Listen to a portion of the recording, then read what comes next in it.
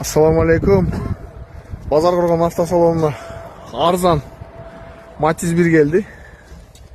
Dokumentler tak, e'si var. Dayanış hazır berem deydi e'sine. İçki salon doğru. Matiz 2'ni koyup koyup dur sidenyalarda. Koşun eken. Juup tazlaş керек eкен bir şeyler.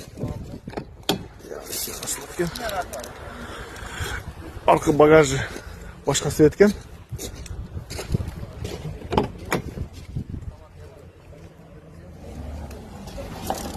Bası da arzan koyuldat.